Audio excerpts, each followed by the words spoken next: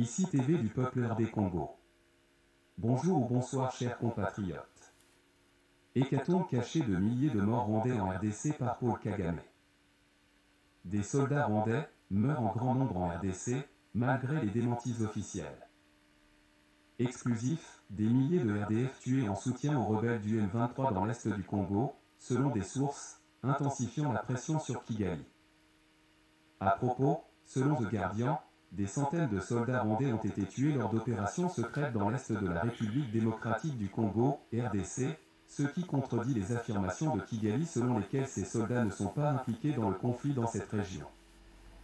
Plusieurs sources militaires, diplomatiques et de renseignement affirment qu'un nombre, très important, de soldats des forces de défense rwandaises, RDF, ont été tués en soutenant une offensive des rebelles du M23 en RDC.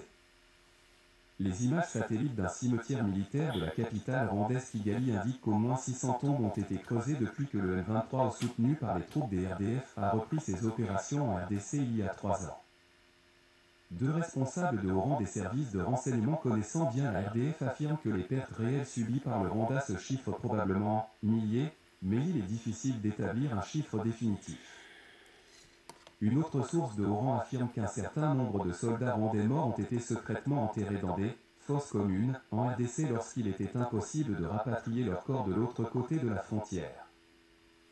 Selon eux, des cercueils vides ont été remis aux familles lorsque les corps n'ont pas pu être restitués.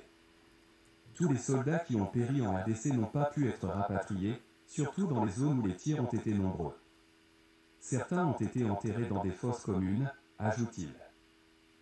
Le nombre de victimes rwandaises est si élevé qu'une nouvelle aile a été construite à l'hôpital militaire de Kigali pour les prendre en charge. Sa morgue est pleine, selon la source. Voir l'image en plein écran. Des membres de la Croix-Rouge congolaise déchargent les corps des victimes des récents affrontements pour les enterrer dans un cimetière de Goma cette semaine. Photographie, Alexis Huguet, AFP et Getty Images. Le Rwanda continue de nier que ses troupes aient pénétré en RDC. Il a nié à plusieurs reprises toute implication dans le soutien aux rebelles du M23 et n'a jamais reconnu que ses soldats avaient perdu la vie dans le conflit. Les experts de l'ONU affirment cependant que l'armée rwandaise contrôle de facto les rebelles du M23, qui ont pris le mois dernier la ville de Goma, capitale de la province du Nord Kivu en RDC, et contrôle une bande de la RDC, équivalente à près de la moitié de la taille du Rwanda lui-même. Les révélations concernant le bilan des morts militaires au Rwanda vont intensifier la pression sur Kigali pour qu'il avoue son rôle dans le conflit avant un sommet de crise auquel participeront respectivement les présidents rwandais et congolais, Paul Kagame et Félix Tshisekedi, à Dar es Salaam, en Tanzanie, samedi. Selon des sources diplomatiques, le nombre réel de morts rwandais est preuve d'un engagement soutenu sur la ligne de front serait extrêmement préjudiciable pour Kagame. Emmanuel Ngabo, qui dirige en France un groupe appelé Akurunana Nyarwanda France, Alliance rwandaise pour le changement, affirme avoir reçu de nombreuses indications de parents en deuil selon lesquels un grand nombre de Rwandais ont été tués. Il y a tellement de corps à traiter. La file d'attente est si longue que les familles n'ont droit qu'à 30 minutes de présence au bord de la tombe.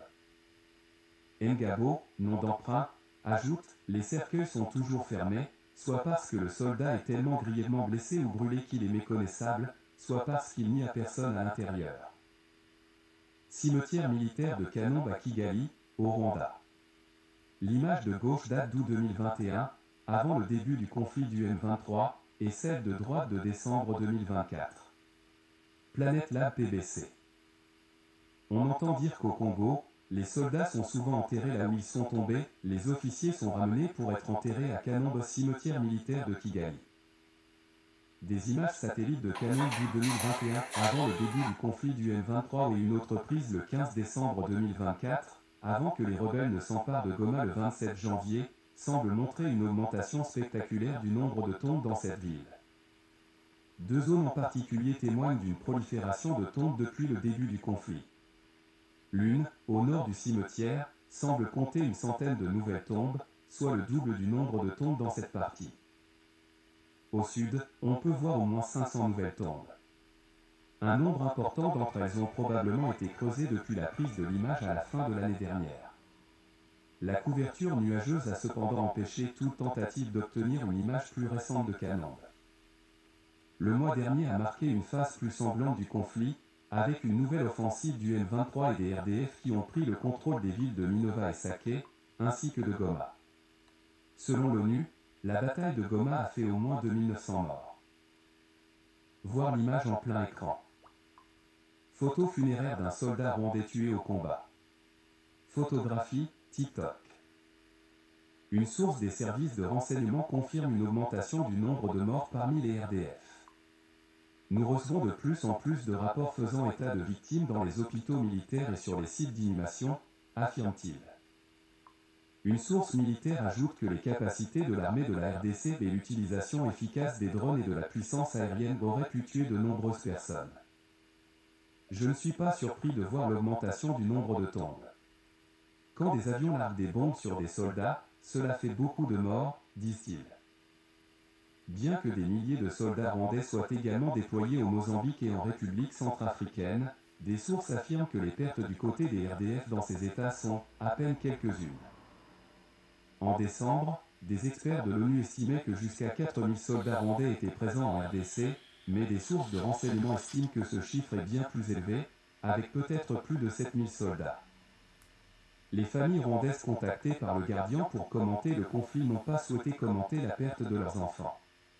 Cependant, un Rwandais exilé en Europe a déclaré avoir parlé à 2 familles la semaine dernière qui avaient perdu un fils dans les combats.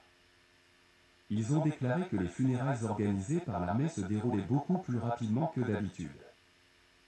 Cela se passe très vite. Les amis de la famille ne peuvent pas voir le défunt, comme c'est normal dans notre culture, explique-t-il, ajoutant que les familles n'ont pas été informées des circonstances de la mort de leur fils, mais seulement du fait que c'était sur le champ de bataille. Les rebelles du M23, soutenus par le Rwanda, revendiquent la prise de la ville de Goma, dans l'est de la RDC. En savoir plus. Ngabo, exilé en France, ajoute « J'ai publié de très nombreux avis de décès de soldats rwandais tués au Congo.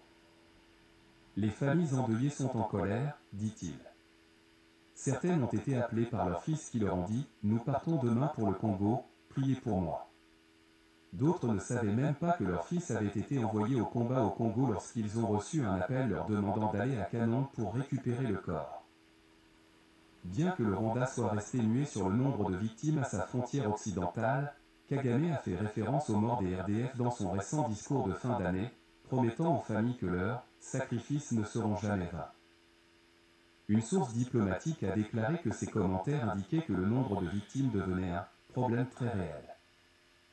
Le gouvernement rwandais a été contacté pour commentaire.